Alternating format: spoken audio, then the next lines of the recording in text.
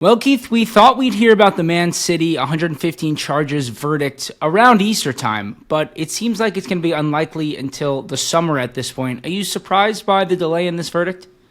Yeah, we had thought Easter time. We thought that would be allowing for sort of time to look at the different, huge amount of statements and witness statements and evidence, etc.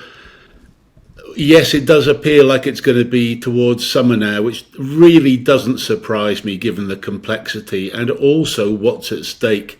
I've got a feeling that it's only just starting to come home to everybody just how much here is at stake and how important this decision is. And so I think things are being not only double checked, triple checked, quadruple checked, and everybody is taking stock of every situation. They're playing war games in terms of what ifs. And there's going to be a lot of work going in right now in terms of trying to plan the next few steps beyond this, because for both sides, the stakes are becoming increasingly high. And Man City have announced that ticket price freeze. Is this because of that fan pressure we kind of spoke about a couple weeks ago, and they've really gotten in the owners' heads? Yeah, I think it did. I'm really surprised. I think City may have caved a bit too early on this one, to be honest. I did think it was fair to request some more contribution from the fans. I know the prices were getting done. I thought what they would have done is gone back and refined some of the concessions and some of the other categories and made it fairer that way. But look, City are putting a top-class product still on the pitch, even though there's been a bit of a wobble this season. It's still incredibly good to watch, and they're a decent team, and they're going to restock the squad, and they're going to get things moving again. I'm completely sure of that.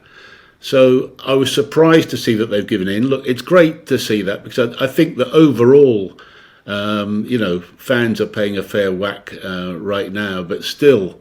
We've seen a lot of clubs focus on it, but City have given in. And hey, listen, fair play to them, but I'm surprised.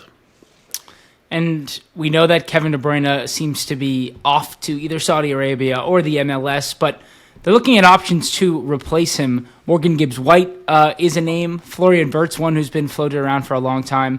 How big of a fee do you think it's going to take to actually just replace the quality of Kevin De Bruyne in the squad? Is it going to be one player, or does it need to be two players? Well, it's fascinating, isn't it? I mean, look, he has been irreplaceable in many ways. I don't think you're going to find the quality again with Kevin in his heyday. Is it going to be two players? Well, also, are those the key players? Morgan Gibbs-White, Florian Wirtz? But Wirtz, a young talent, I don't know if he's even going to think this is the right move for his career. I've seen numbers anywhere from 100 up to 150. They paid 100 for Jack Grealish, so they're no strangers to sort of big fees. Morgan Gibbs-White, I tend to think, is more like the model type player that they're looking for in City right now. I think he fits the bill more than Wirtz right now, who is still young and no doubt a talent. But I think Gibbs-White is proven in the Premiership, and I think within the City team, I think he would shine, and I think he would probably be the best one I could see as a replacement right now.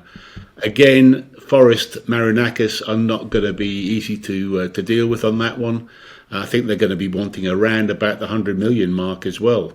And Gibbs-White has shown that he's been up there in terms of performances this year in the Premiership, so it's hard to justify less than that really. So I think my money would be on Gibbs-White being the sort of replacement in there, and I think Wirtz may wait a little bit right now is my reading of the situation. And on the striker front, Liam Delap release clause to drop to £30 million after Ipswich's anticipated relegation. We know that's coming at this point. Although Man City don't necessarily need a striker, Holland, obviously Marmoush has been brought in and he's been fantastic. Is that just too good of a deal to pass up that maybe then they could send him out on loan next year and then flip him for a bigger profit? I mean, Delap has had an unbelievable season, and £30 million for a top striker at this point is, pennies on the dollar. No, I don't think he's going to go back to City. I really don't. What you said makes sense. But I think they got enough on their plate in those sort of striking options right now, so I think it's going to be elsewhere. Chelsea, as I understand it, still lead the race. I know that Everton's been mentioned a lot recently. And I think, there's also been a lot of talk that he wants to go to a club with European football. I think that would be a huge mistake for Delap to go and chase European football right now. I think he still needs to prove himself in the Premiership at a club, and I think his style of play in particular means that having a break from European football and not playing that many games would help him in terms of potential injuries and burnout, because he plays at 100%. That's his attraction. He goes through brick walls for people, and so I think playing at a club that's not in Europe actually would be in his best interests in putting together a really stellar Premiership season. I think Everton. I think he'd be a classic Everton number 9. And I think he would fit the bill very well, and I think he should consider it. But Chelsea, as I understand it, very keen. But I think from his point of view, I think a club out of Europe this year would be very important.